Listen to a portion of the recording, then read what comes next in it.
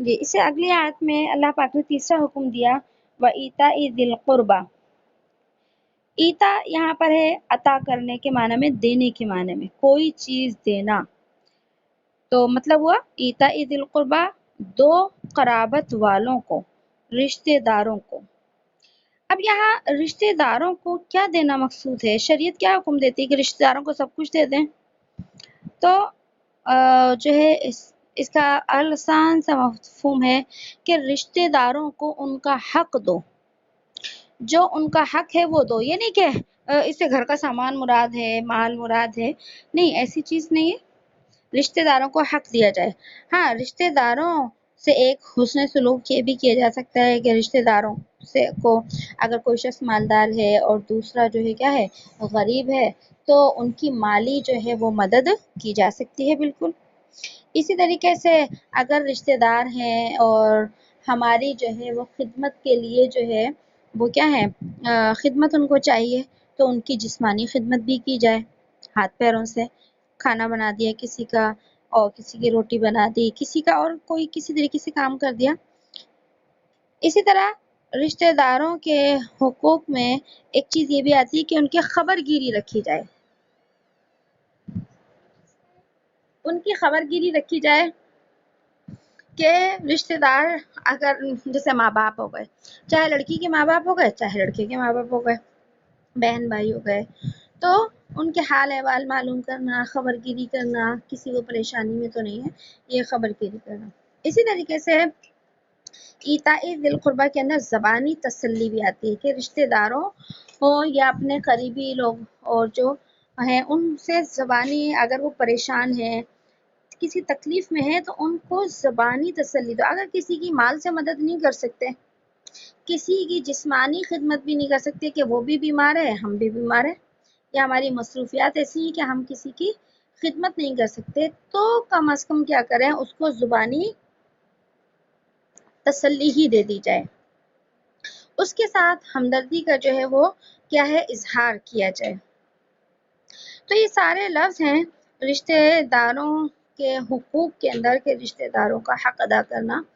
تو اس طریقے سے اگر ایسے رشتہ دار ہیں جن کا مال جو ہے وہ اس کے اوپر خرچ کرنا ضروری ہے، تو مال بھی خرچ کرے. جیسے بہنیں ہوتی ہیں تو دیکھیے ان کا میراث کے اندر حصہ ہوتا ہے، تو یہ بالکل جو ہے کیا ہے ایتاء ذی القربہ کے اندر ہے کہ ان کو ان کا حق دو.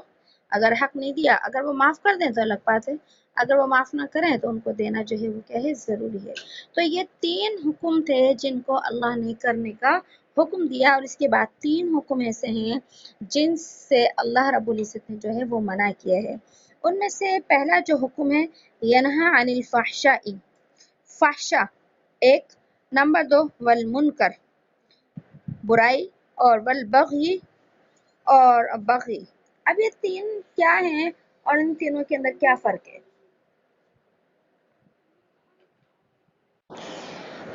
یہاں پر پہلا حکم ہے فحشا، ہم اردو میں اس کو فحش کہتے ہیں. فحش کام، فحش کام کسے کہتے ہیں؟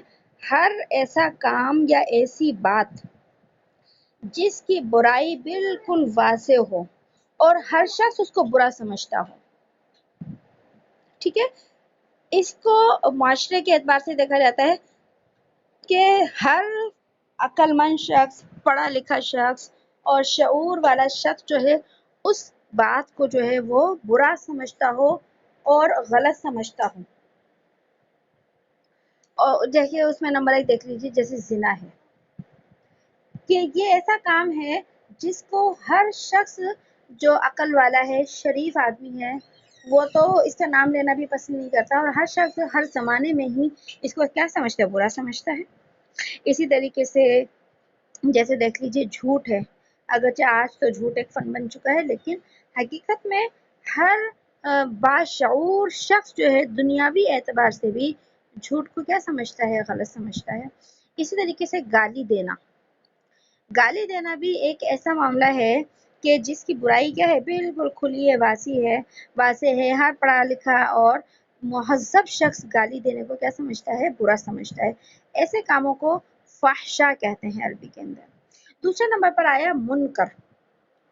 منکر سے ہر وہ کام، ہر وہ بات مراد ہے جس کو شریعت کے اعتبار سے حرام سمجھا جاتا ہو، چاہے اس کو ہمارے دنیاوی اعتبار سے گناہ سمجھا جاتا ہو یا نہ سمجھا جاتا ہو، لیکن شریعت کے حکم کے مطابق وہ شخص، وہ کام یا وہ بات حرام ہو اور ناجائز ہو۔ ٹھیک ہے، اس کی مثال سمجھ لیں۔ دیکھیں جیسے گانا بجانا، کہ آج ہمارے ہاں فیشن کے اعتبار سے جو ہے گانے بجانے کے حرام ہونے کو کوئی بھی جو ہے اہمیت نہیں دیتا۔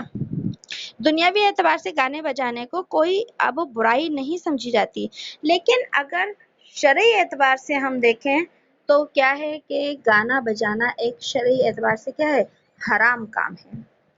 اسی طریقے سے دیکھیے بے پردگی ہمارے معاشرے میں جن لوگوں میں پردہ نہیں ہوتا ان کے ہاں عموماً اس چیز کو غلط نہیں سمجھا جاتا، لیکن شریعت کے اعتبار سے دیکھا جائے تو بے پردگی کیا ہے، ایک حرام کام ہے، گناہ ہے۔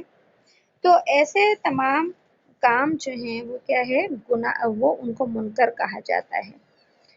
تیسرے نمبر پر آتا ہے بغی۔ بغی کا معنی ہے ظلم، کسی کے اوپر ظلم کرنا۔ اب وہ ظلم کسی انسان پر بھی ہو سکتا ہے اور کسی جو ہے وہ جانور پر بھی ہو سکتا ہے۔ اب دیکھیے جو ظلم ہے نا، یہ ظلم فحشہ کے اندر بھی داخل ہے، یہ ظلم منکر کے اندر بھی، اس کے معنی کے اندر بھی داخل ہے، لیکن اللہ رب العزت نے ظلم کو بالکل الگ سے جو ہے وہ کیا کیا ہے، بیان کیا ہے، کیونکہ ظلم ایسی چیز ہے، بغا ایسا کام ہے کہ اس کا اثر دوسروں تک پہنچتا ہے۔ بعض گناہ ایسے ہوتے ہیں جو انسان کر رہا ہوتا ہے لیکن ان گناہوں کا تعلق اس کی اپنی ذات سے ہوتا ہے بس، ٹھیک ہے، مثلا کوئی شخص شراب پی رہا ہے، اب اس کا تعلق دوسرے اس سے متاثر ہو نہ ہو، وہ خود تو ظاہر سی بات ہے متاثر ہو ہی رہا ہے، سود ہے، اسی طرح اور بھی گناہ ہے، گناہوں سے دوسرے لوگ متاثر ہوتے ہیں، لیکن بظاہر یہ گناہ ایسے ہیں جو انسان کو تکلیف پہنچا رہے ہیں خود سے، لیکن ظلم ایسا گناہ ہے جو کیا ہی دوسروں پر جاتا ہے۔ شراب پینے والا تو خود شراب پی رہا ہے لیکن ظلم اپنے اوپر نہیں کیا جاتا، ظلم تو کیا ہی دوسروں کے اوپر جاتا ہے، تو اس لیے اللہ نے باغی کو الگ سے ذکر کیا کہ یہ بہت بڑا جرم ہے، دوسروں کے اوپر ظلم کرنا۔ اب وہ ظلم انسانوں پر بھی ہو سکتا ہے، وہ ظلم جانوروں پر بھی ہو سکتا ہے، وہ ظلم ایمان والوں پر بھی ہو سکتا ہے، اور وہ ظلم کفار کے اوپر بھی، کافروں پر بھی ہو سکتا ہے۔ بار بار میں ایک چیز کیسی کرتی ہوں کہ اگر کافر اسلام کے مقابلے میں کھڑا ہو جاتا ہے تو شریعت نے تو اس کو خود سزا دینے کا، مارنے کا حکم دیا ہے، لیکن جو عام کافر ہیں لیکن وہ اسلام کے مخالف نہیں، کسی بھی طریقے سے نقصان نہیں پہنچاتے اور جو ہے وہ ایک امن اور چین کے ساتھ رہتے ہیں، تو اسلام نے بھی ان کو تنگ کرنے کو حرام قرار دیا ہے کہ ان کو دنیا کے اندر انہیں کوئی جو ہے تمہیں حق نہیں ہے کہ تم ان کو ستاؤ۔ تو ظلم چاہے ایمان والے کے اوپر کیا جائے جب بھی حرام ہے، اور کسی امن پسند کافر کے اوپر کیا جائے جب بھی حرام ہے، اور کسی کافر جانور اور پرندے بھی کیا جائے جب بھی حرام ہے۔ حدیث میں آتا ہے کہ اللہ کے نبی صلی اللہ علیہ وسلم نے ارشاد فرمایا کہ ظلم کے سوا کوئی گناہ ایسا نہیں ہے جس کا بدلہ دنیا میں جلد دیا جاتا ہو، عذاب دیا جاتا ہو۔